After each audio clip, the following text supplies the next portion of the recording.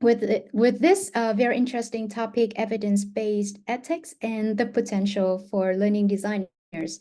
We are also very honored to have very interesting guest speakers who will share with us about what is, to help us answer the questions, what is evidence-based ethic? Is it why it is important? And then is there any opportunities for developing evidence-based ethic in Vietnam, and about the opportunities for aspiring learning designers who may come from different backgrounds.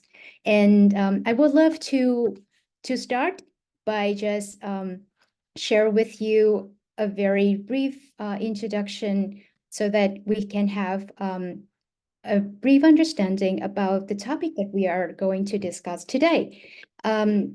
To understand about what is EdTech in Vietnam from an evidence-based perspective, and then after that, we will welcome other panelists for today. Okay. So first of all, I would love to talk a little bit about what is education technology or EdTech. I don't know if anyone here who has been working in education technology or who would love to work in EdTech. Can you jot down and chat in the chat box? Yes, thank you. So what is education technology? It is actually the abbreviation and often referring to companies that create educational technology, including software, hardware, and very important, the combination of educational theories and practices to facilitate learnings. And in order to do so, but often it is also known that technology itself alone, it's not the golden bullet points to really tackle the problems in education that we have seen for learners and teachers. And this has been echoed in a lot of reports by global organizations like UNESCO, World Bank, and OECD that point out that after COVID-19, a lot of education technology actually, when it's applied not correctly, can actually waste a lot of resources and times for both learners, educators. For example, in K-12 in classroom, the quality of learning time, it's not just only about the technology itself, but it's more about the quality of the teaching and the resources available for the learners and also student motivation or the support learning environment. And sometimes when you give the mobile devices or devices for the learners, it may hinder learning instead of supporting learning because of the distractions. And technology itself, can it really solve the cooperation training within the corporation? While there's a really huge need in upskilling workers, but more than 50% of the employees nowadays, they think that the training is not as effective as they want. They want more relevant content, or the content is more social, and also offer micro learning shorter sessions so that the learners can understand. So you can see that it's not just about technology, but the solution for education and training, it's about more than that. So it's not just a product or technology, but it's also the understanding of content, pedagogy, how you understand how to help the learners learn best, and how to help the trainer or educators provide the information in a engaging, interesting, and also memorable and actionable way. And not only about the product, but also about the service, how you distribute, how you bring the product itself, the solution itself, and how you implement, help the learners learn how to use this product. So all of this comes to the need, the growing need in a global market today to find evidence-based education technologies. And what it is actually referred to the statistically significant effect of different technology solutions that really prove that they can improve learners' outcome. And to be able to get evidence ready, first you need to have a logic model. It's a theory of change. It's like a blueprint, a roadmap to prove that how you can create change and create impact for learners or for teachers.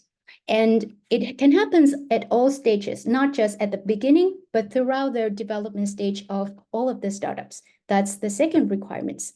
And then the third requirements for evidence ready, it's the Edtech needs to provide research and impact ready audit data and materials so that experts and third-party researchers can also independently review and strengthen the scientific basis of the product. And the number 4, very important, it's a continuous development of the product feedback and verification from different stakeholders, such as users and investors. And why it is so important nowadays? Because right now, after COVID, especially after COVID-19, when there's a shorter limitation of funding for startups around the world, investors really requires real evidence-based edtech solution. They will focus the resources for those that can prove that, okay, our product works. And the second very important thing, it's the same for buyers, for parents, for schools, for enterprises and companies. The solutions that apply technology right now is very competitive and fragmented. So it is very important that you have strong evidence to back your product, not just like promises. And you can build your branding and trust from buyers. And the third very important benefits of building the education technology product this way is to have a product decision-making process that is very clear, that you can focus your resources and focus your team energy to build the features that actually bring benefits for the users and bring the benefits for the outcomes. And fourth, very important, it's to help you to go global. And you will see that the stories of 2 startups from Vietnam today, Flyer.vn and also ULab, will prove this potential if you build the education technology product in the right way. And here I'm wondering if I see here there are also participants from outside of Vietnam and people who aspiring teachers who want to learn more about the education market. So this is some numbers that you can understand about the potential of Vietnam's education technology market as an overview. Right now, we, with a very large population, nearly 100 million people living in Vietnam, we have right now more than 750 accounting edtechs. And in the market of Southeast Asia, we are among the top 3 growing and aspiring markets with a large revenues projected at 364 million by 2024, with a growth rate of 44% each year. And even when 2023, 2024 sees in funding for all edtechs around the globe, we still acquire more than 200 million US dollars of new investment in education technology startups in Vietnam. And among all of these startups, there are some members that are featured in the top edtech rising stars in 2024. And how can we do that? Within the market itself, the market is very fragmented with different sectors. And you can, I know that there are some questions before the webinar about what is the market look like and what is the potential. So you can see here it's a map developed by Edtech Agency, updated in 2024, some of the top education technology products. You can see here the biggest market, it's in K-12, in general education, and also it's following by the market for preschool education. And mainly all of the products focus in terms of subject, it's focusing for learning languages. And then a growing number of edtechs right now is focusing on STEAM, that means teaching coding or technological skills and upskilling and technological mindset. There's not so many as many as players in corporation or workforce training or higher education, but this is also a growing market with a lot of potential too. And among the Holon IQ top 50 edtechs in Southeast Asia, 20% of those edtechs are actually from Vietnam. And and you can see here on the list, language learning, tutoring and test preparation, or technology skills is it's the top. Like there are a lot of players in this field. And it also reflects the culture of Vietnam and in Asian country in general, that parents actually are very willing to invest in education for the children. And also people are willing to take part in learning and invest in their lifelong learning. And with this context, is there any like evidence-based edtech in Vietnam yet? And the answer after right now with WICIT, with the International Center for Education Impact, I'm starting to look into the market and have found some education technology companies that already apply for various certifications. And all of this company in this list have actually acquired funding within the past 2 years, even within the winter of edtech investment. So this is a really good sign that developing evidence-based edtech and applying for international certifications really help with the development of edtechs in Vietnam. And for learning designers, it is also required that within the edtechs, if you are interested in developing your career here, edtechs actually needs a combination of different players, a technology innovator. It also needs to be able to build a team with teachers and trainer, learning scientists who understand the background of learning and how to design learning materials that is interesting, and also how to be able to to market the product. And all of these skills actually happens to need a coordinator that can combine and talk to different players and collaborate between different functions of the team. So a learning designer are needed. It's needed, and the skill set of learning designer with the sweet spots of technology, of learning designs, UX design, it's very important. Okay, and also you can see that if you are working in education technology companies, there are a lot of also opportunities for career development.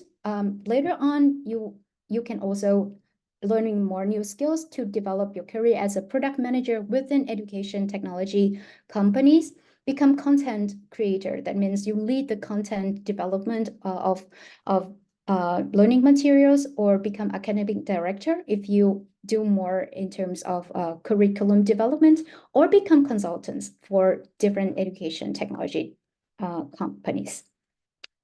And if you are an edtech founders, or you are a leader in education technology companies, another question would be how you can develop the team when you have limited resources. So it can be very expensive. And also, as my experience of working and consulting for education technology companies, I have found that it's very hard to get access to experts and researchers with industry experiences. So working with another solution is working with edtech certification organizations like ICEI. We will have Natalia here today to share with us more about how they do what they do to support edtechs, and also look for opportunities to, if you have limitation of funding, you can apply for grants from impact investors or actually foundation that support edtechs. And from that, you can also get, if you develop the evidence ready, like framework and mindset, you can apply for international certifications and also get the network with top edtechs and edtech VCs that focus on finding and supporting evidence-based edtechs. So last, I would just share that right now, I am working on a report about Vietnam evidence-based edtechs. And if you are interested to receive this report, you can drop your email here. We will share with you later after this event. And you will also have the opportunity to receive a grant opportunity if you are working in an education technology company in various phases. If you would like to receive a grant from Jacob Foundation to support your process, then please drop us a line. And thank you so much for the first listening to understand what is evidence-based edtech. And right now, I would love to invite our second speakers, who will share with you her vast knowledge from education, academia, and how to support edtechs to build evidence-based ready solutions. Natalia, right now it's a professor at the University of Stavanger, Norway, and the Open University in UK. She's also a leading expert that has developed and support the development of technology for early childhood education to support the children's reading development. She's also an author of a book called The Future of Self, and also an edupreneur with the combination of academia and industry experiences, and the co-founder of International Center for EdTech Impact. It's a consulting organization with a network of over 1,500 top educators and researchers in education technology that has clients such as Kahoot. I don't know if anyone, I bet that nearly everyone, if you are teachers and educators, you know about Kahoot, EdTech Impact, and venture capital firms such as Rich Capital, Bright Eyes Ventures that support EdTechs. So welcome, Natalia, on the stage. Lovely. Thank you so much, Tom, and many thanks for the invitation to this wonderful webinar. I'm really enjoying it so far. Tom has provided this great overview of the importance of evidence in EdTech, and it is really a topic that is dear to my heart. As a researcher, I've been looking at the impact that individual technologies have or don't have on young children's learning. And I have seen that it's an area that has grown in the past few years massively. There is a lot of interest, not only from the investors and the funding agencies, but very much from the parents and the teachers who want to understand whether the technology that their children are using actually works. And that is the mission behind our center that I'll tell you a little bit more about today, to make sure that the technologies children have in their hands and learners are using are based on some solid research, some solid evidence, making a positive impact on learners. So my work has been very much in the space of young children's technologies, but I have the pleasure and privilege of working with some very smart and bright people at the International Center of EdTech for EdTech Impact, where we are working across 28 countries right now, including Vietnam, supporting EdTech organizations with their impact building and evidence. And really the mission that we have for the organization is to increase the impact the technologies have on young children as well as older learners. We started off as a small social enterprise in Norway, where I'm based right now. And from the Nordics, we expanded to other countries and are now working with investors, philanthropic organizations, and of course the EdTech companies themselves across several regions. Now, because my particular research background is in literacy, so reading and writing, we started with a network of literacy researchers. So scholars and academics who are looking at the impact and design, the learning design of technologies that are supporting reading and writing on young children. But over time, we realized that that, of course, is not enough. These digital technologies are used not only for reading and writing, but also for mathematics, science, social and emotional learning. Positive and negative impact is happening in all these different areas. So we've been expanding the network of scientists. And thanks to our very good partners like G-Solent and Digital Promise, we've been able to grow the network of experts who we are affiliated with and who we can recommend to Edtech designers when they want to work with academia, with scholars and researchers to develop their technologies. So now under the foreduimpact.org, you will find the different experts who are affiliated with us and who support the integration or the combination of research and learning design. How can the two work together? How can we match these people who are developing and innovating and who are researching and really diving deep into what works? How can they be working together? That's really at the core of our center. We are co-owned by the University of Stavanger, and as I said, we work across several regions, so there are also other universities affiliated with us. So if you know of a smart researcher who might be interested in being part of our network, let us know. We'll be very happy to expand further. Tom mentioned that we have been fortunate enough to work with individual Edtech organizations, many of which are multi-million businesses that are really making a big impact on learners because they're in so many schools, in so many homes, they're being used. But we also work with specific accelerators and investors and their portfolio companies to boost their impact. And Vietnam is a new country for us, so we are developing the partnerships and relationships as we speak, so that we can have a more systematic approach to how we can support and learn from the Vietnamese Edtech market. Now, I said to you that our mission is to make sure that when young children use technologies, it is for a positive impact, that we really elevate their learning and well-being. And this is something that is not only at the core of my own research interests, but really of many colleagues who have been working in this field and have seen that when young children use technologies, it's not always very positive.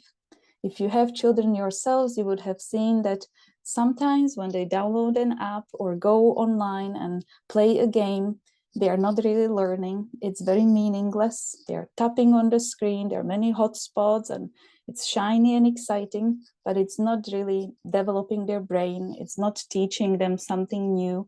It's not expanding their horizons. And that is a problem. We want to make sure that young children are using technologies that are good for them. They do not misuse their data. They do not sell their data for commercial purposes, but that are really designed to make a positive impact on them. And for that, we need to have research. For that, we need to have experts working together with the learning designers so that we build on the best science of how children learn, what's best for their well-being, and what also works for teachers. Because of course, educational technologies are used in schools and teachers are paramount, very, very important part of how Edtech are deployed. So how do we do this at the center? Well, we like to think that we have 4 superpowers. One is the network, as I alluded to earlier. We have this network of learning scientists who we can match with individual Edtech solutions to make sure that there is a close alignment between the domain of expertise of the specific researcher and of the interest of the Edtech company. So when an Edtech company is interested, I don't know, in workforce development, then we would want to have a professor who works in workforce development so that they can have a good dialogue with the company. So there is this close match between the area of expertise of the professor and of the learning designer within the company. The other key aspect of our work is to look at the full evidence cycle. So when we are testing and checking whether the technology works, we are not only looking at the design, but we are looking also at the validation when it is used in schools. How are we testing and how are we measuring it? We really want to understand the full scale of this. The third superpower is that we are a university spin-off, so we have a very close relationship with universities, and that gives us the possibility to publish research. We very often do reports and peer-reviewed articles that are in journal publications and can be shared more widely, and are securing the quality of our work, the independence of our work. And the fourth superpower is that we really believe in the importance of international approaches and the global standards here. So not only looking at what works in one country, but also what are the best lessons learned from that country for another country, and building on international expertise. There is a lot of excellent work happening both in global North countries and in global South, and there is a great need for combining the knowledge that these different regions in the world have been developing. So we are trying to mediate and facilitate the dialogue between research groups and learning designer groups across the world, really, to try to understand what works best for whom and why. Now, another thing I want to emphasize as we are discussing evidence is that, you know, it's quite a buzzword these days. I want to have evidence, I want to have research, without perhaps necessarily understanding what we mean by that. So as Tom explained, evidence for us really means having a proof, an independent proof that your technology has been verified by third-party researchers, scientists who have checked the impact of the technology in several domains. And by several domains, we do mean the 5 E's that are listed here on the slide. So 1 E, so to speak, is efficacy, answering the question, does the solution work? In that strand of impact, we are looking at whether technology, when compared to another technology, or when compared to no technology at all, is still making a positive impact on learners. So what researchers do when they are looking at efficacy studies is that they take your technology and then they take another technology that is similar in design, and they'll be looking at the effect of one versus the other. Or they take your technology and they design the experiment in a way that there is another instruction happening in the classroom, and then they are comparing what is the added value of having your technology in the classroom. So efficacy studies are very narrowly focused on looking at the learning outcome within classroom environments or laboratory environments. They are often perceived as not necessarily fitting the teacher-led design. You know, they're very much driven by this understanding that needs to be an experimental and randomized controlled trial design, but they are very important as part of understanding the impact of technology.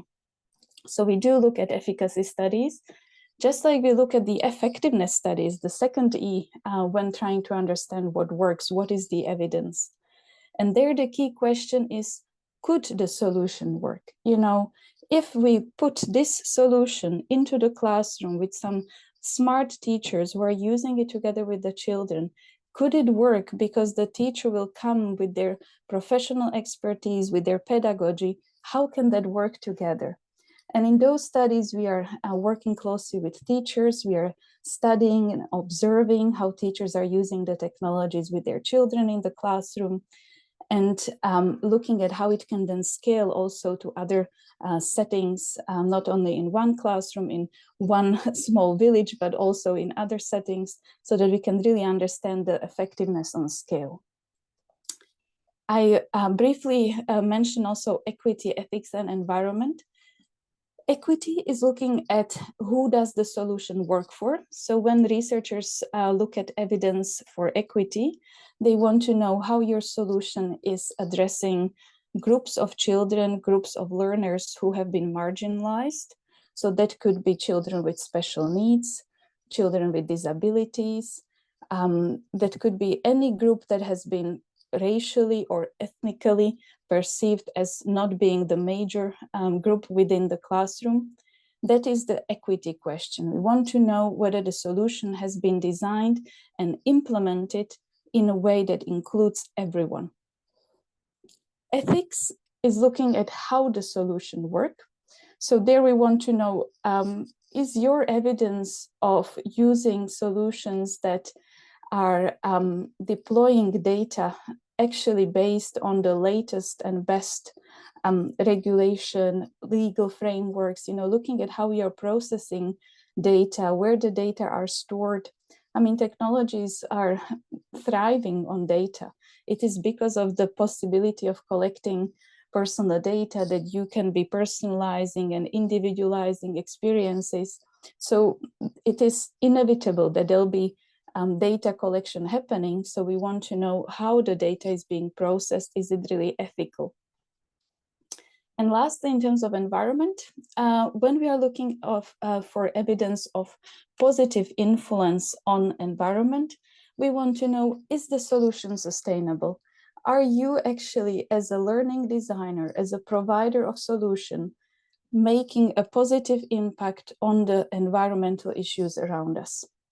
And this might be a question that you have not thought about as a designer. Maybe you have been thinking more about the specific solution, the specific technology you have, but actually we all need to care about our environment. We are living in an age where the environment is in a very poor state, and we all carry a responsibility for making a positive impact on our planet. So that is why we also care about the fifth strand of impact, environment, here. Now, if you're interested in getting to know our experts, you can find them under edtechexperts.no. What we do when we have a learning designer or an edtech company that comes to us to the center and says, look, we would love to work with some experts in this specific area. Who do you know? Can you, put us in contact? Can you build a team for us so that we can work together and perhaps together can apply for funding, or together can go to an investor, can build our technology with this expertise? And that is when we sort of do this matchmaking. And that is my favorite part of my job, when, we get to meet exciting people who are experts in their own right, in their own area. And we put together this dream team of learning scientists, of subject matter experts, curriculum developers and experts, as well as developmental specialists, if it is the case of young children. And when we construct this dream team, you really see a difference. You really see that is then when the technology is turbocharging its impact. It is not one or two individual founders trying to do everything on their own. It is a team of the best experts sourced from across the world to work on a specific problem with technology.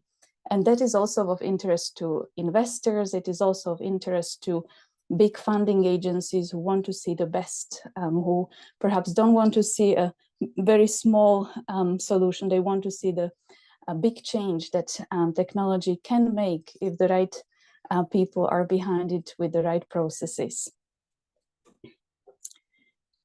I will just briefly mention this because for those of you who are not from the research side, you may not necessarily have seen how the efficacy and effectiveness studies work together.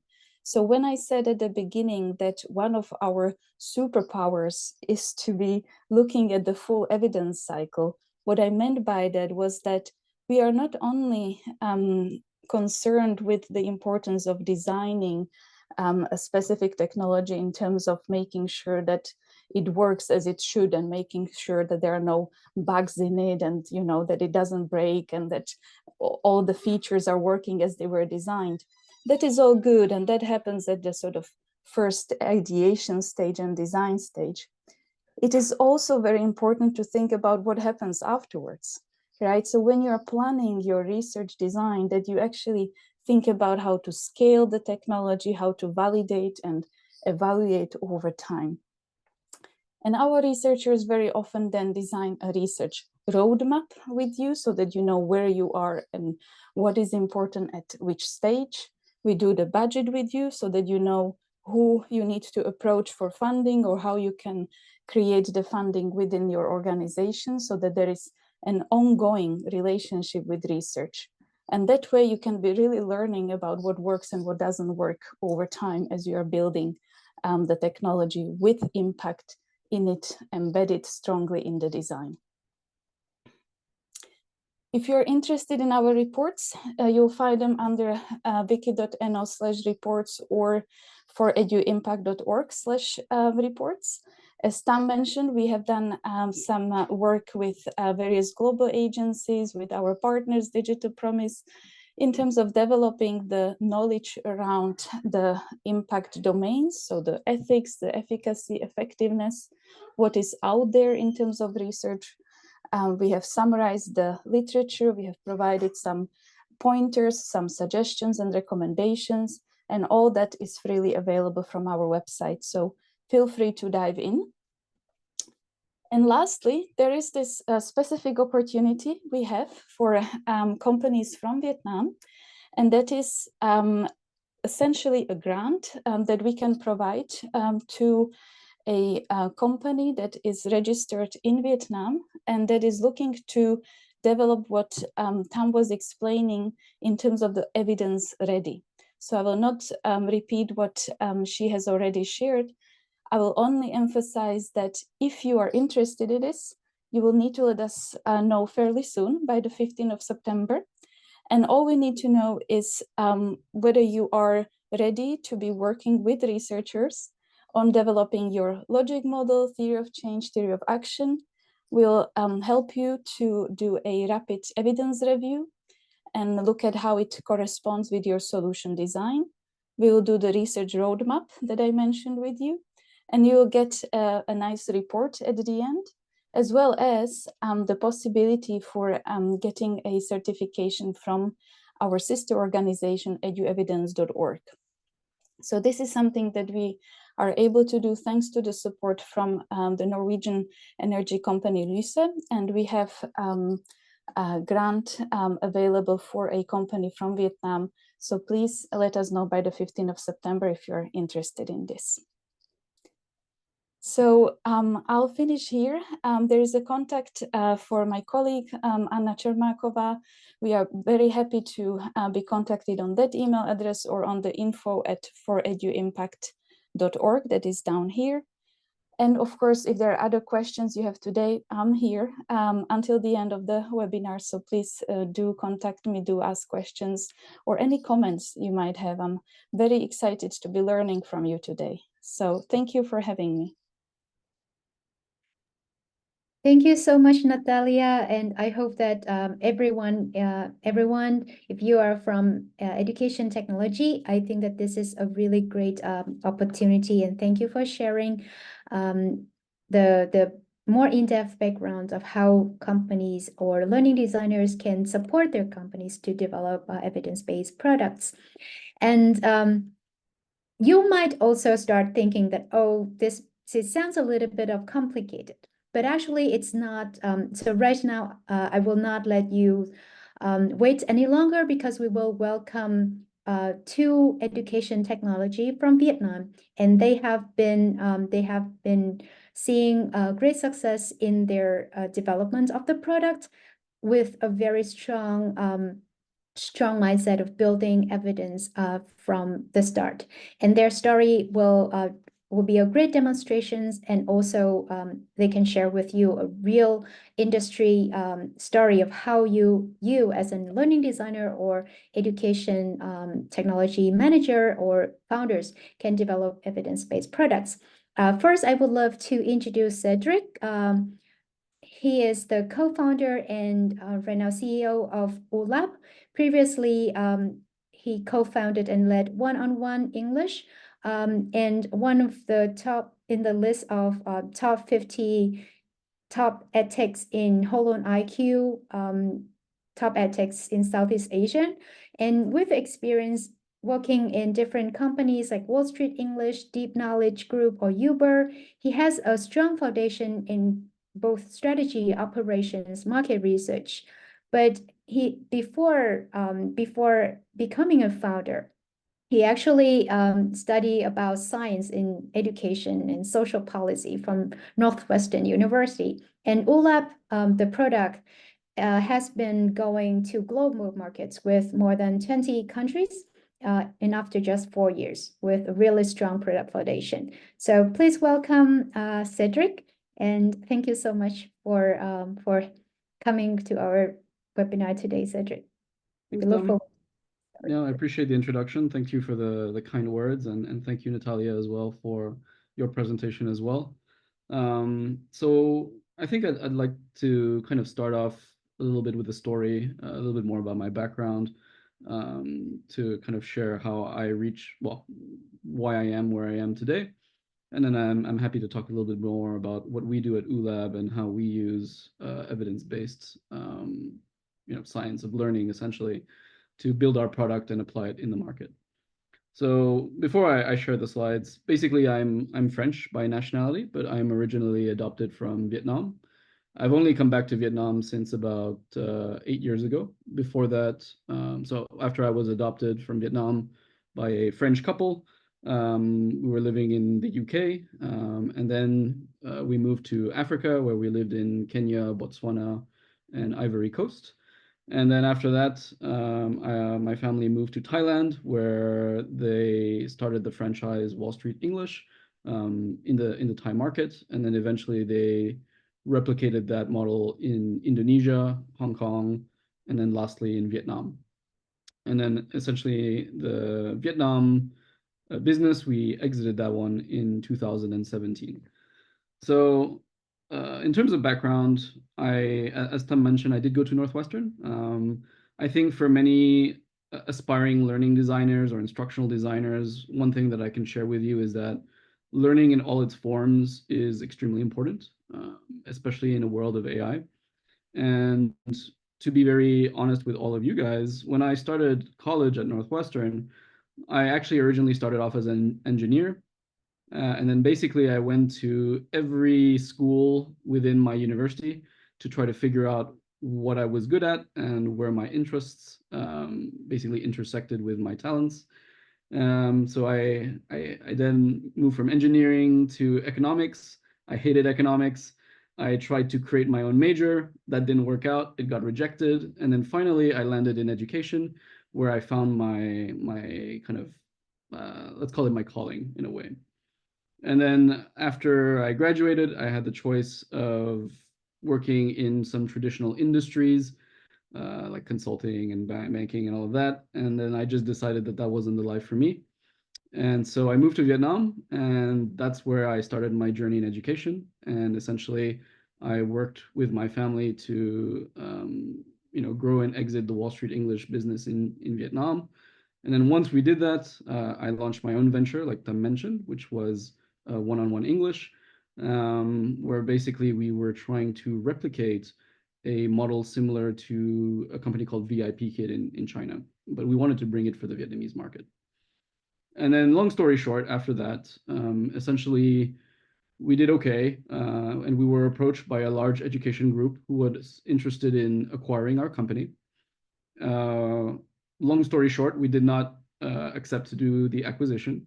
The reason why was because we realized that because they were interested in buying us, then maybe we were solving a problem that was big enough in the market that meant that we should just keep going and do it ourselves. So for anybody interested in instructional design, learning design, or being involved in learning in all its forms, I would say the opportunities are broad. As humans, even though we live in the age of AI, learning will still keep its place, and it's still more important than ever, I would say, especially as now we have to compete with computers. So how do we evolve in a world where AI also is very present? I don't have all the solutions for that, but what I can do is talk to you guys a little bit more about what we do at ULab now. And feel free to write in the chat if you guys have any questions as well. I'm more than happy to answer them as we go through this. So please bear with me 1 second as I share my screen. Oops. Sorry, just bear with me a second.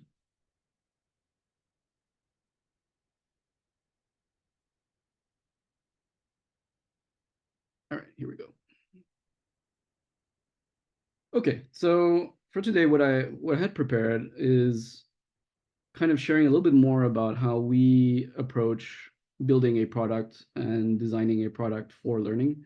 I know I saw in the chat that a couple of you folks are interested in launching your own companies in the edtech space. And while I wholeheartedly agree with a lot of things that Tom and Natalia have shared, the reality is also that you also have to build a company. So you not only have to build a product, but you have to build a product that solves a need. And you have to build it in a way that hopefully also allows you to actually build a real business, or at least start a company that can be sustainable in the long term, so that you don't have to only rely on investors and venture capitalists and so on.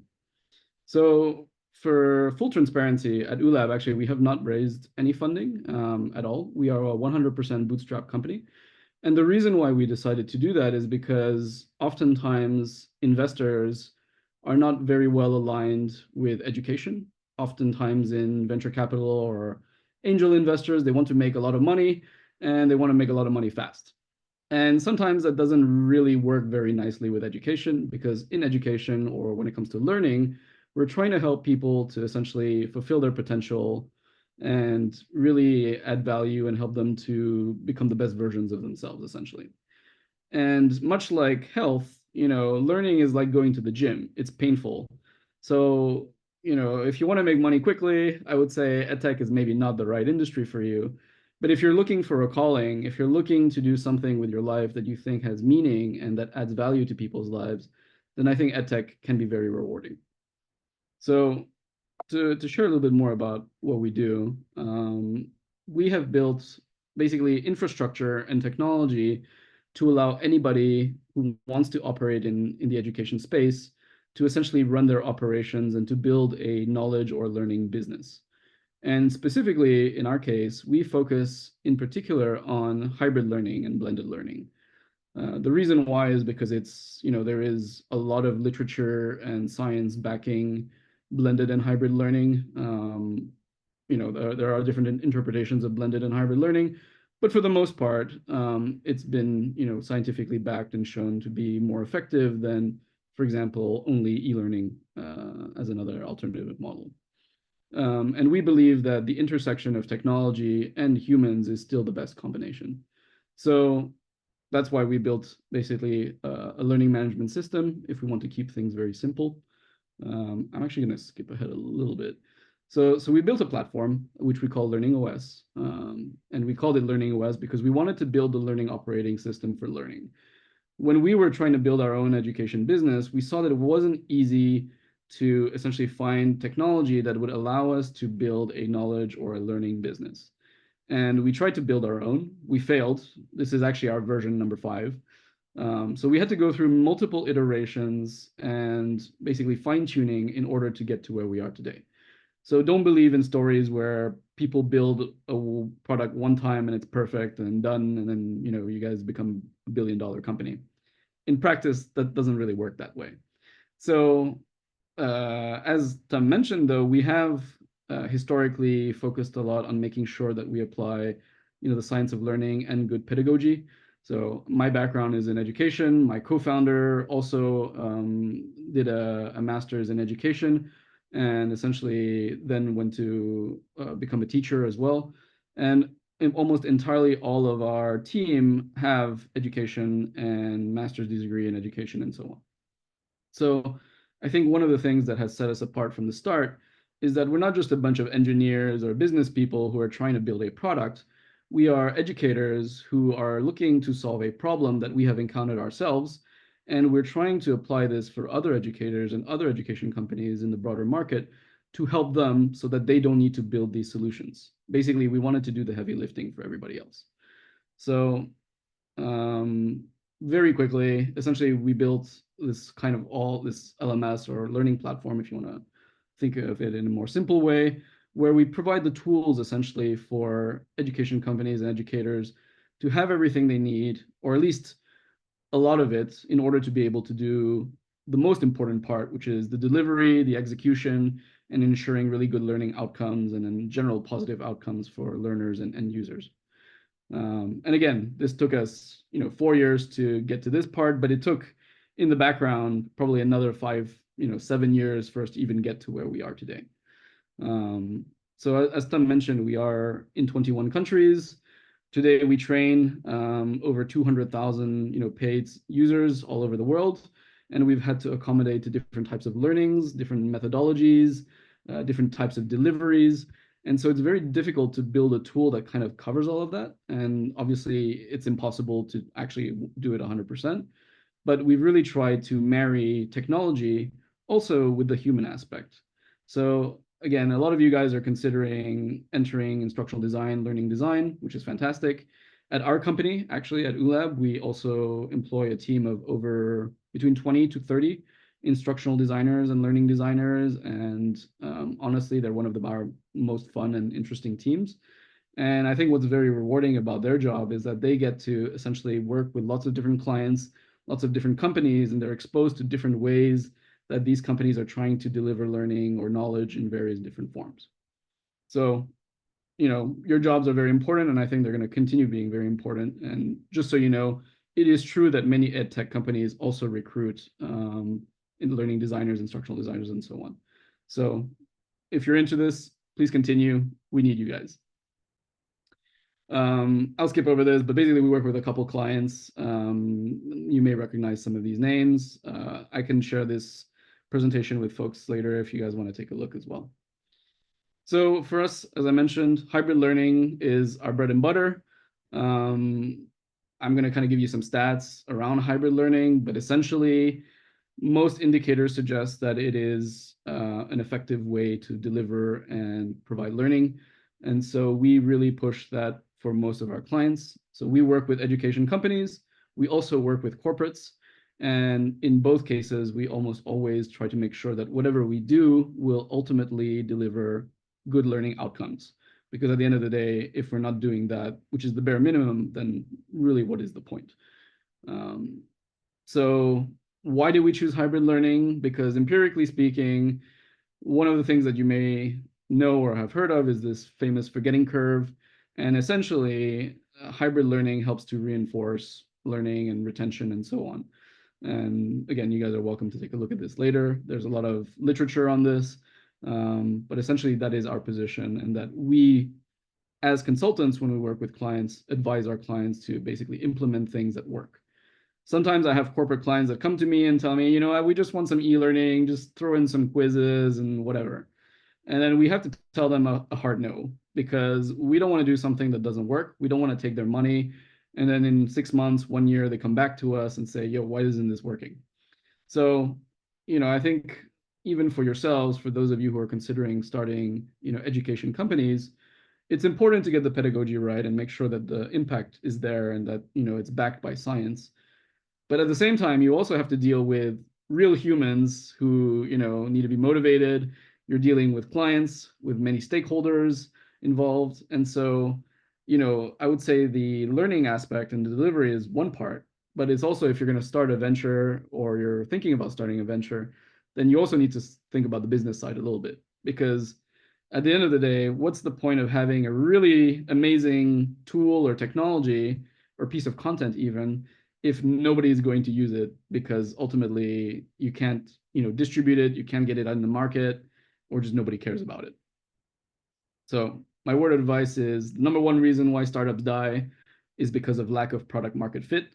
And you get product market fit by, number one, building a product that works, but also a product that solves a big need or a big problem. And don't underestimate that, because that is 90% of why most startups die. So if you want to avoid being in the graveyard, I would really emphasize that. Actually, I'm going to skip all over this stuff as well.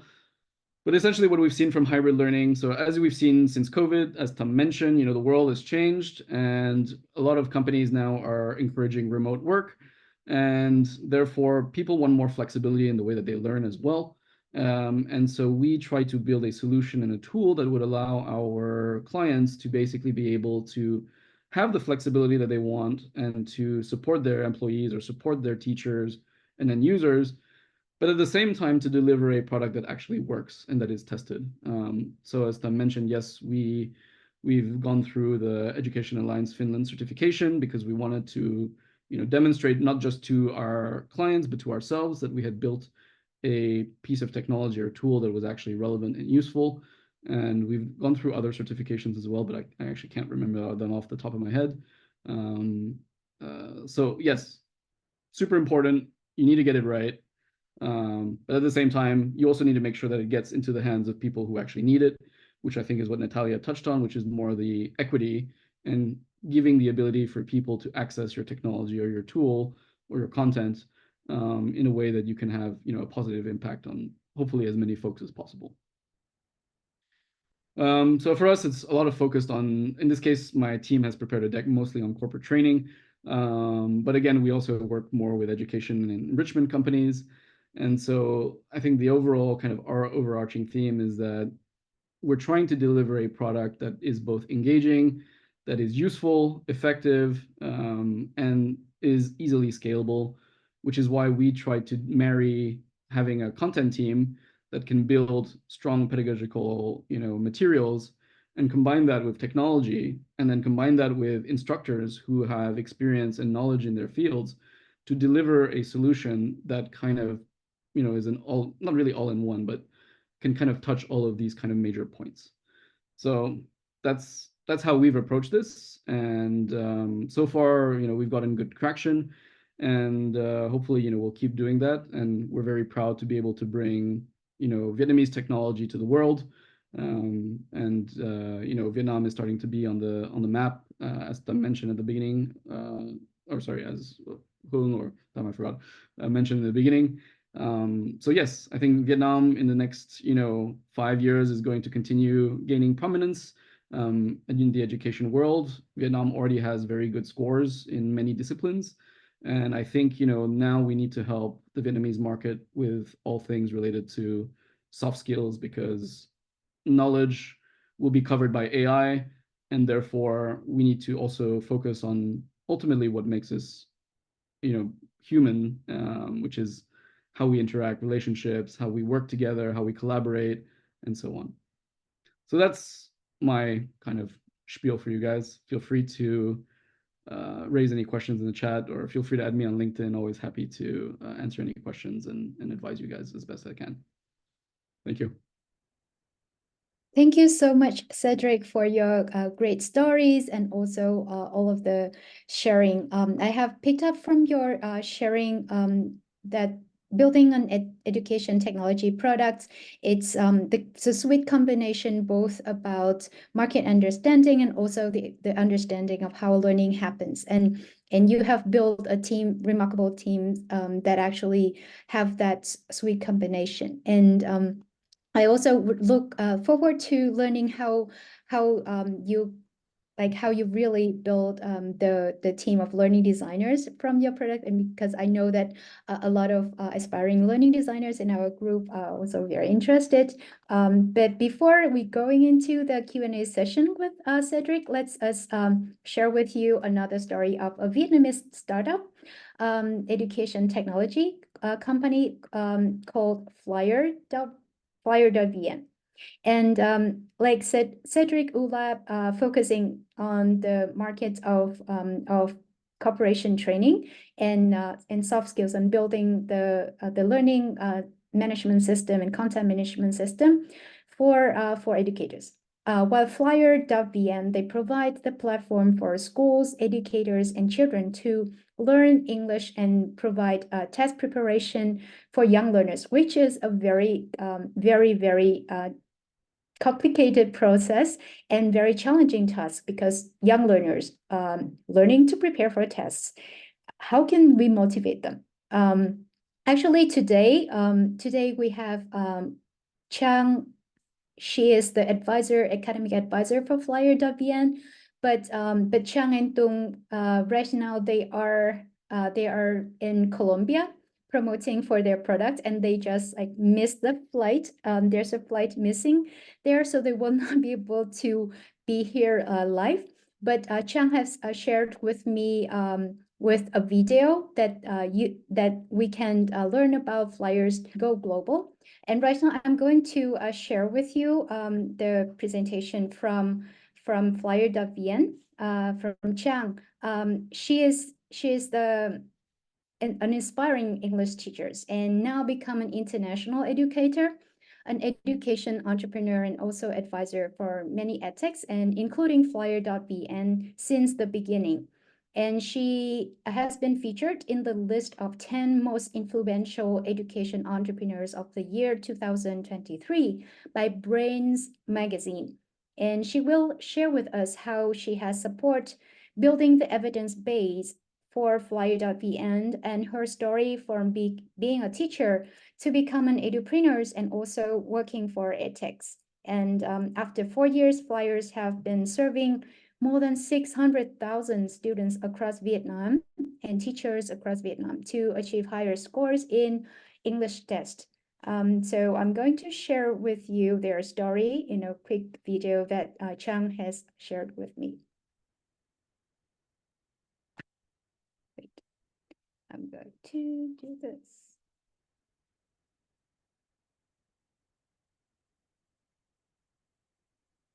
Okay. Hello everyone, I'm Chang Fan, representing Flyer.vn. It's an honor to be here today to share our journey in developing an edtech product that has gained significant recognitions. In my presentation, I will discuss Flyer's success in creating an international test preparation platform and the importance of certifications from Edtech Impact and Education Alliance Finland for our product.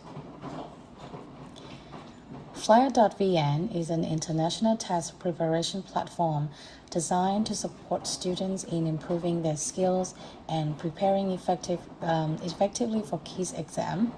Our platform stands out with its rich resources, user-friendly interface, and interactive features. We continually enhance our offerings with new functionalities and AI-powered technology, including speaking practice and automatic grading. We are proud to announce that Flyer has received certifications from 2 prestigious organizations in education and technology, Edtech Impact and Education Alliance Finland. These certifications validate the quality and effectiveness of our product.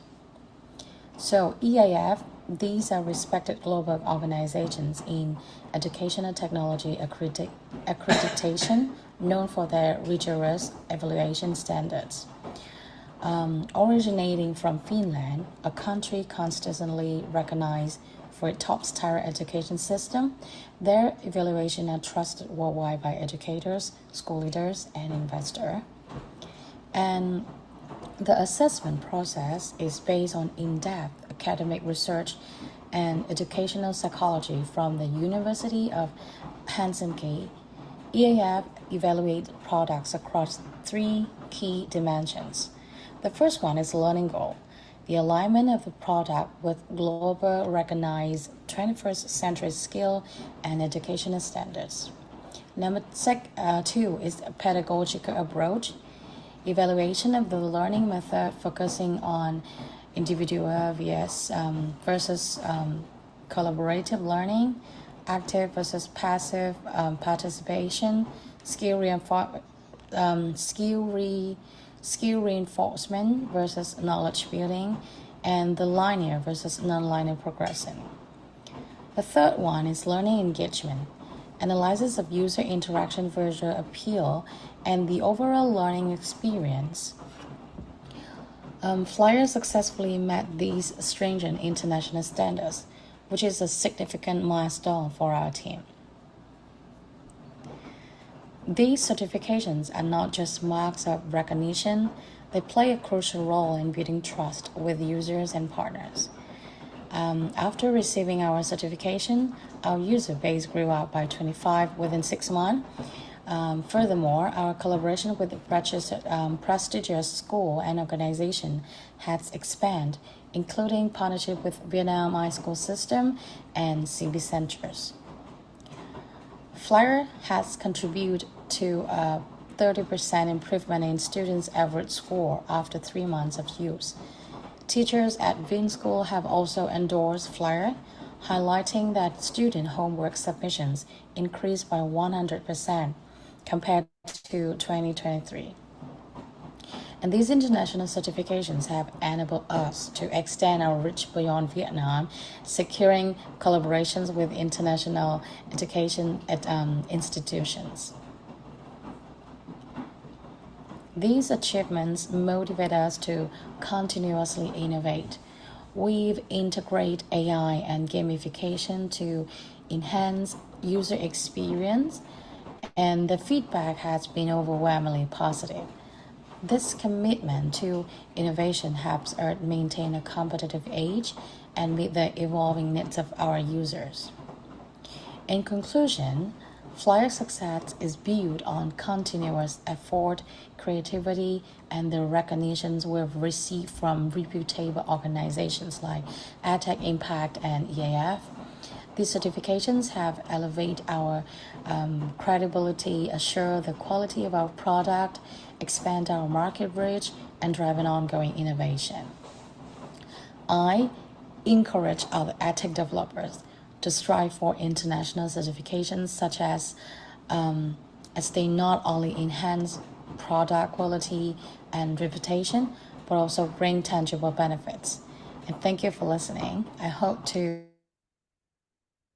Okay. And thank you so much. We also have some videos from Chang about sharing her advices for teachers and also founders. But now I would love to save time to open the discussion room for questions from our audience. For Natalia, Cedric, and everyone who would love to understand more about the education technology market in Vietnam and the opportunities.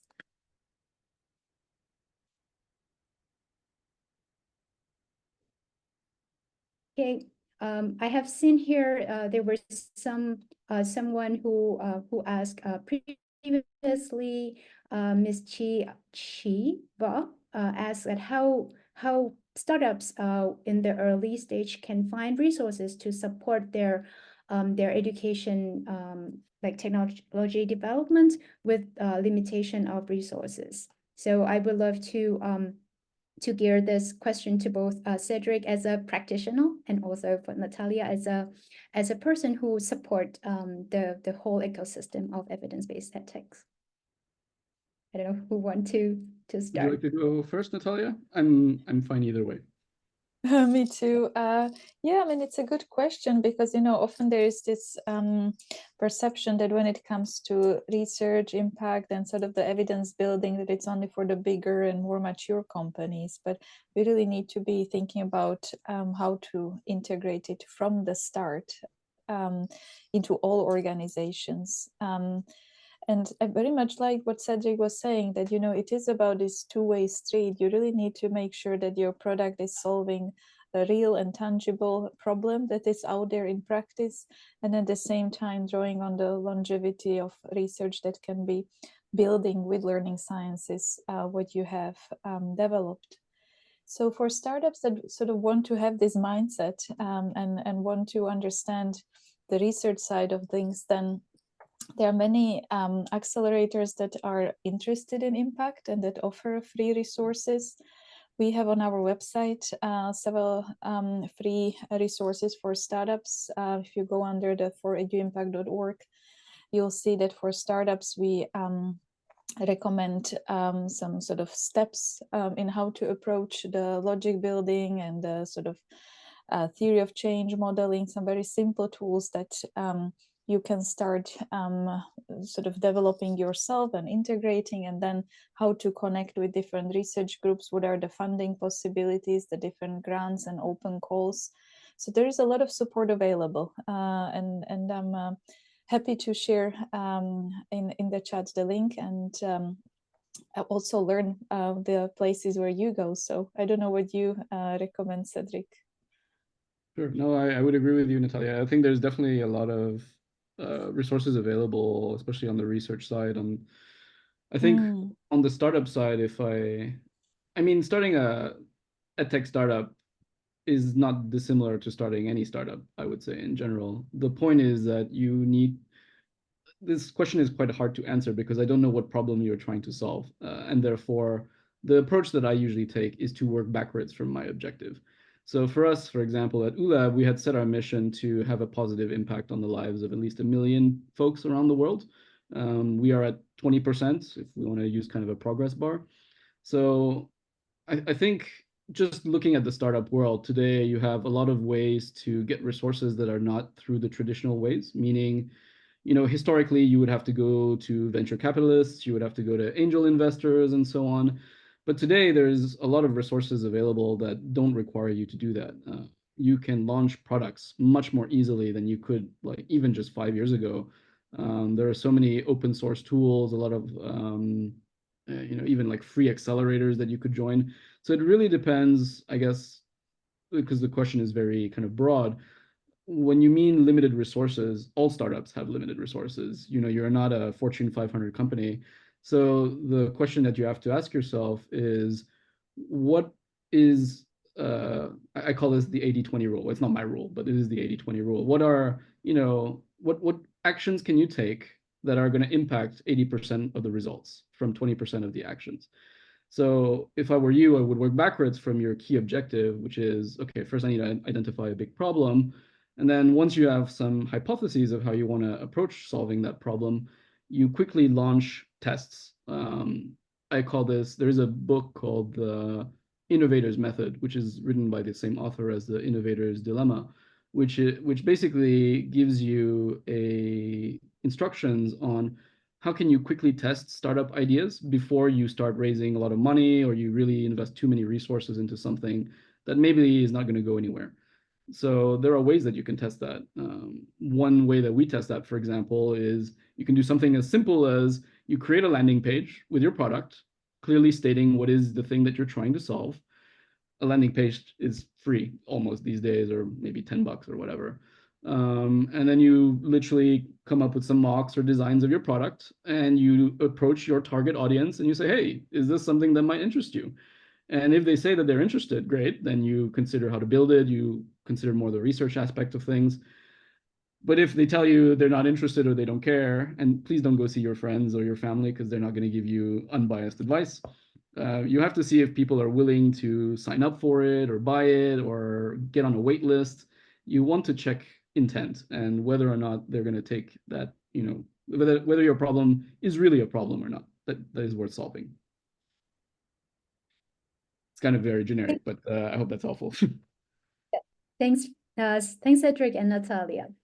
We have also a question from the audience, from aspiring learning designers, from the group, that asking what are the skills that education technology companies like ULA or Natalia, you also worked with a lot of international big edtechs that looking for learning designers or people who have backgrounds, for example, teachers who want to joining education technology companies.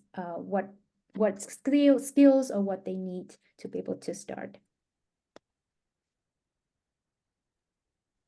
Yeah, that's a good question. Am I understanding correctly in terms of what are the skills being asked from the companies of the learning designers? That's right, for the learning. Yeah, I would say that. Oh, sorry. Who have like teachers, teaching background only, or technology background only?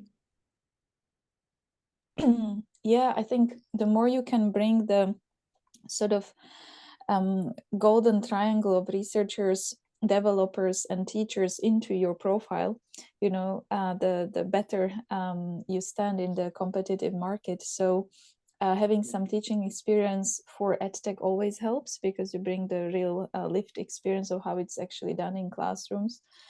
The same with design. If you have some experience of having design, even if it's just a simple prototype, but you have actually tweaked the features, you have seen how easy or difficult it is, that again is very valued by companies that will want you to develop new tools and new technologies, and will ask what is your portfolio of products. So don't be shy in terms of developing your own products and testing, especially now with the plethora of free Gen AI tools that can be deployed for various mock-ups and designs that perhaps you just want to experiment with. That too is valuable in terms of showing the appetite and the curiosity that you might have for design. And then I would say that the skill that I have seen being very much in demand is this critical reflection. So, being a thinker when it comes to critically understanding the evidence and research that you are reading, that you are perhaps using in your own work. Research is a big field, and there will be some studies that are good studies and some studies that are better studies. So are you a critical consumer of that research? Are you able to tell difference from, say, a study that was a small scale master study and a big longitudinal study by, I don't know, 2 research teams, right? Are you able to differentiate how studies are being done? What is their impact factor? What is the weight of evidence behind these different studies? That is very important when you want to work for a company that is looking for the sort of latest and best science. So nurturing that criticality in thinking is important, and is certainly a skill that you can show both through your CV, but also through the interview, how you respond to questions and so on. Yeah, I mean, I would agree with Natalia. So I would separate it into two types of skills, really. What I call more technical skills, and then one more what I call soft skills. So on the technical side, I would agree, having a background in pedagogy, understanding, the science of learning is a good foundation. And then obviously there are a lot of tools that IDs and learning designers use today as well, like Articulate, different like ways of building content and instructional design materials. And so, but I think that side is more clear in terms of kind of what tools you need to know, kind of what background you need to have be able to have a foundation. I think what we find more difficult when we recruit learning designers for us is more on the soft skills side, actually. So so what Natalia mentioned is correct as well. Like, do you have good critical thinking skills to parse through a ton of literature, but also to understand what's going on in the market, what are the new things that are being built, how can you use technology that is being built today to leverage that for your job. A lot of times I see junior learning designers or instructional designers, they want to build a pedagogically very sound material or tool, but oftentimes it's sometimes very dry or not very engaging. And so you also have to remember the human aspect. And so I think, having good EQ and empathy is also important, to place yourself in the shoes of those that you're trying to teach, to remember back when you were a kid, at least if you're dealing with children, or if you're in the workplace, putting yourself in the shoes of the people that are actually going to be using your tool. So learning is also not always going to be fun. That's also the reality. A lot of companies do try to add gamification and things like that. And to a certain extent, it can be useful. But at the same time, learning is not always fun. Sometimes it's painful. So it's like going to the gym. I'm trying to lose weight right now. And, sometimes you have to wake up at 5 a.m. and go for a jog, and it's not always fun. So that's why I think the technical skills, the way to get those is quite clear. I mean, you can even go on Coursera, and there are courses on how to become an instructional designer or whatever. But it's more the intangibles that are more important. How can you look at a piece of content and really say, okay, I'm trying to visualize a 6-year-old using this, or a corporate worker using this. Really, how are they going to engage with that? And are they really going to use it, or are they just gonna click done like every 5 seconds and then move on? And same thing for the tool. You need to reconcile beautiful design with function and efficacy and effectiveness. So sometimes designers want to make things look very pretty or very beautiful, but functionally and in terms of efficacy, they don't work. So for me, the soft skills part is extremely important. And I don't really have like a quick kind of cheat other than to really just work on empathy and develop that sense of critical thinking. I think that's a good place to start. Great point, Cedric. And I have seen here in the chat room, there's one more question for you, Cedric. And the question is, what are the difficulties when your company has to focus on both providing the LMS, CMS services and also the training service at the same time? Okay, great question. So investors hate this, by the way. So if you want to be a venture capitalist, usually they don't like the combination. They don't like services. But education is kind of a special field where it's very hard to get away from services, in my humble opinion. So on the technology side, I would say the challenge is not too bad because there are a lot of existing use cases of how LMSs and CMSs work together. I'm going to be really candid. We did not reinvent the wheel here. We are basing ourselves off of tools and platforms and technologies that have existed already. What we tried to do is to just make it easier to use, more flexible to use, and provide a better general user experience. So we're not trying to, 10x it, maybe 2 or 3x it, but we're not trying to 10x it. We're really trying to improve upon what already exists. A similar analogy would be, I don't know if you guys are familiar with a company called Notion, but Notion is like kind of an all-in-one note, whatever wiki tool. But we all had notebooks before, like we have we had Word doc and processing tools before, like that's not new, but they elevated the experience. So that's kind of how we approach that as well. On the services side, to be very candid, we mainly focus on content. So the marriage of the CMS, the LMS, and content development kind of go nicely together. But we use content more as a lubricant in a way. So what I mean by that is that whether you're working with corporates who need training or education companies who need to teach children or adults, you're always going to need content to a certain degree, and therefore we've tried to build our technology such that it can leverage our services and that they'll basically have a nice marriage together and that it'll smoothly work together. Because an LMS with no content is ultimately like useless. So therefore, that's how we kind of think about that. I don't know if that answers your question, but I hope so.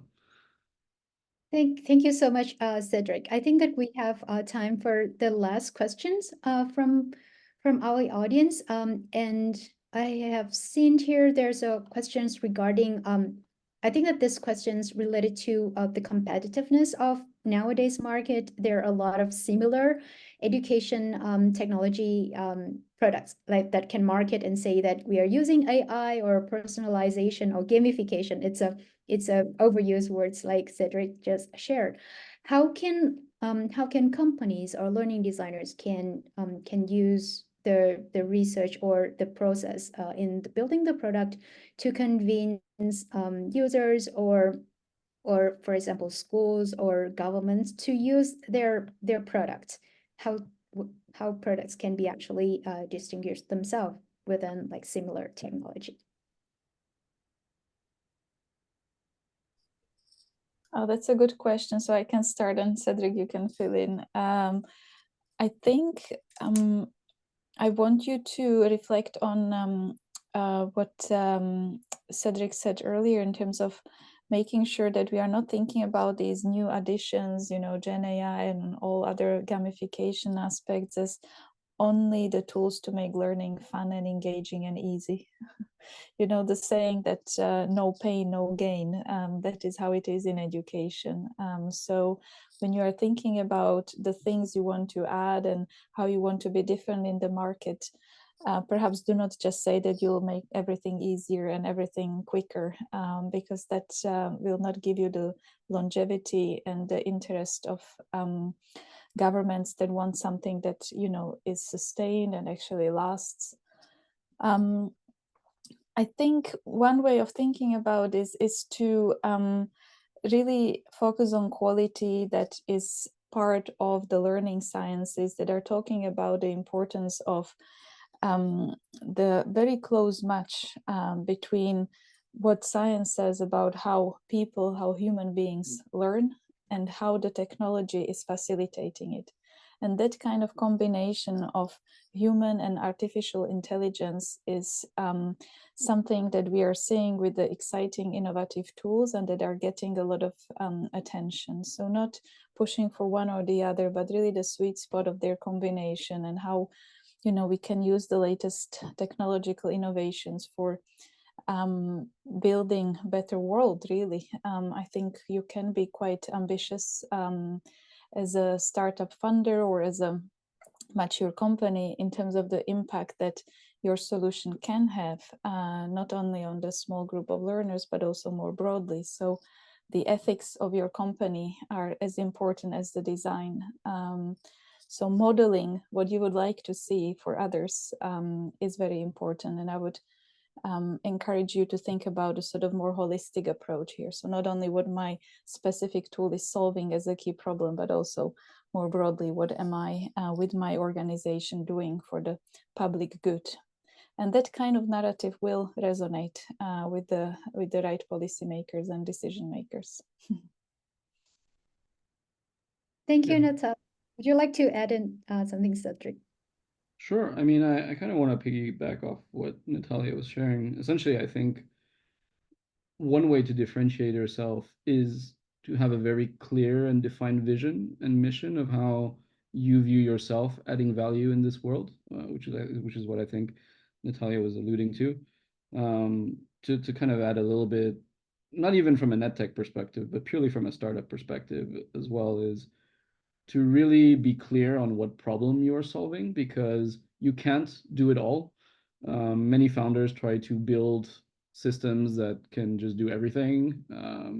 But the reality is we only have 24 hours in a day, and there's only so many things and features that we can build. So I think the way that you approach differentiation is by being very deliberate and very careful about what you're allocating your time in terms of what problem you're trying to solve. And as you're doing that, essentially, naturally, you will start to differentiate yourself, but also you'll start to see how other folks are also trying to tackle the problem that you're tackling. And then the question that you have to ask yourself fundamentally, if you're going to start a startup, is how can you do it better than essentially your competitors, or how can you add more value to your end users in a way that allows you to win and gets them what they need as well at the same time. So again, it goes back to product market fit. Are you solving a big enough problem for enough people that it's important enough to solve?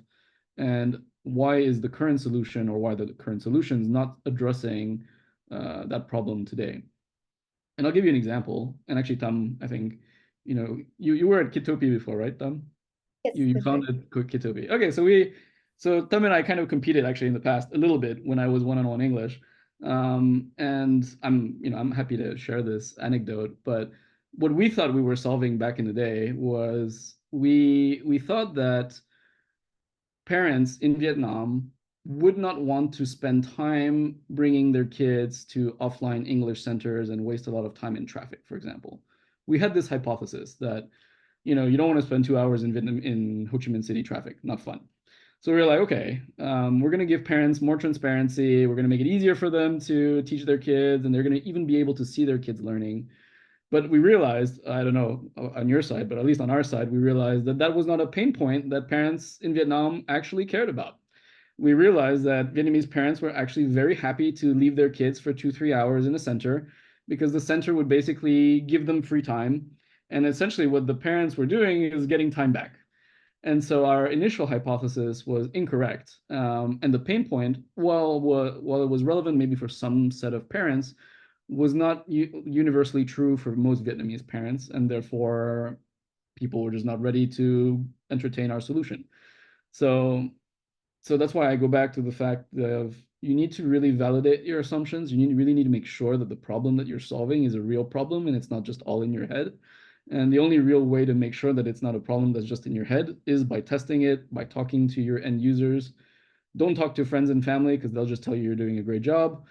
Get very not harsh, but let's call it tough love feedback from people who mean well and who might actually be your end users or your potential clients, because they'll be very candid with you and they'll just tell you, I'm not going to buy it, I'm not going to use it, and I'm not going to buy it.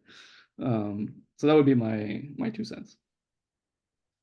And Cedric, maybe to also check the research on this, right? Because there Absolutely. are many answers that through a good systematic literature review can be actually discovered in terms of people testing some of these assumptions. So then it's the matter of contextualizing them and looking at what might be the application of what has been found before in this context. So Absolutely. one thing There was that I want no to... research on Vietnamese parent habits for learning, though. Right, I looked right. for it, I couldn't find it.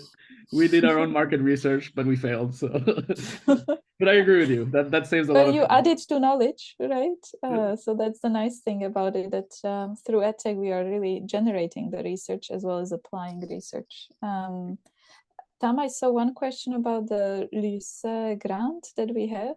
I just Yep. want to say about that before we finish, that the companies need to have a minimum of 10,000 users. That is the only requirement, in addition to being based in Vietnam. I don't know whether it was all on the slide, but I believe so. But if not, feel free to ask for any other clarifications. Thank you for your clarification, Natalia and Cedric.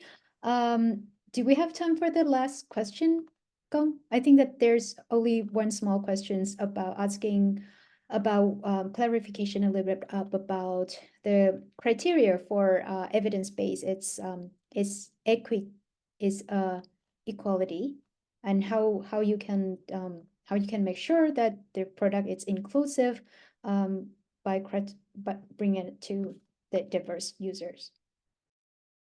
Okay, so on the equity side, the international certification has, as a group, has developed quite detailed criteria that show how inclusive design can be developed, how it can be applied and implemented. So there are several stages of it. And these criteria are then used for the different equity certifications. So it's quite a detailed rubric in terms of how it's being evaluated and what is expected. And there is also an example of a company called Key2Enable, and they have received the gold certification for equity. So they are perhaps a nice example in terms of how to translate the specific ideas around certification into equity. So I can put it here in the chat when I find the rubric. Thank you so much, Natalia. Okay, so thank you so much, and yeah, I think that we have answered nearly all of the questions. And if the audience, if you have any questions for our speakers, please continue the conversations afterwards. We will have the key learning points from this webinars on our Facebook group, and also on Wicked websites. There will be recording of the program. And to conclude today's webinar, I would love to invite our speakers to share one quick advice for both education founders, managers, and aspiring learning designers, how they can collaborate or how they can make their collaboration work to develop evidence-based edtech. Any advice, key advice you want to share?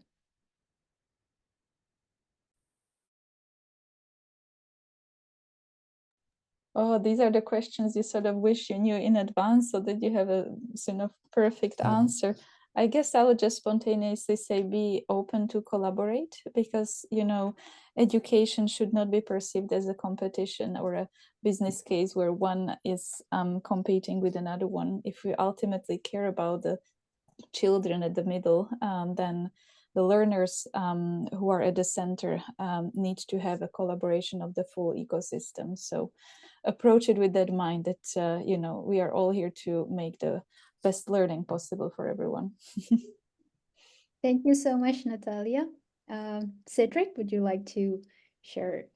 Yeah,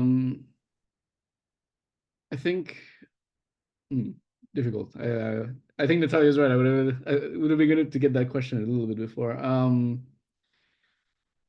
think, I guess my advice would be, in general, to keep an open mind, to collaborate, I mean, for me, for example, I think it's like Natalia said, competition it's not a zero-sum game in education. Most education founders don't go into education because they want to become billionaires. If you want to do that, go to fintech or some other industry that where money is more aligned. If you go into edtech, you have to go in knowing that it's probably going to be 2 or 3 times harder than it would starting any other kind of startup, just because you're dealing with a ton of different stakeholders. You have parents, you have teachers, you have admins, you have like a whole bunch of these different stakeholders. Whilst in fintech, you're, whatever, you're sending money or you're executing a trade or whatever on a platform, the use case is a lot more simple. So I think my advice would be that there are so many problems that need to be solved within education that, again, we can solve them all. And my advice to you would be to see how you can leverage your strengths, your talents, and interests to focus on one meaningful problem for yourself, and then go deep into that. Don't try to go wide. You can be a generalist and go wide, but it's harder, and then you'll also be competing on multiple fronts. But you can start deep in one sector, and then you can possibly expand later on. But my advice would be go deep in one area first. Or maybe not deep, but focus on one area first. Because if you're going to build a startup, you're going to have a billion other things to do as well at the same time, including making sure the house doesn't burn down. So yeah, that'll be my 2 cents. Yes, thank you again so much, Natalia and Cedric, for your wonderful presentations and sharings. And thank you, our audience, for the great discussions. And I hope that after today's webinar, we have a greater and deeper understandings of education technology market in Vietnam in general. And also we will work together both as learning designers, and researchers and educators, and also edtech founders to build the evidence-based foundations for our markets and bring Vietnamese education technology product to global markets and really bring what Cedric said, greater impacts to learners around the world. And thank you again so much, everyone, for your participation.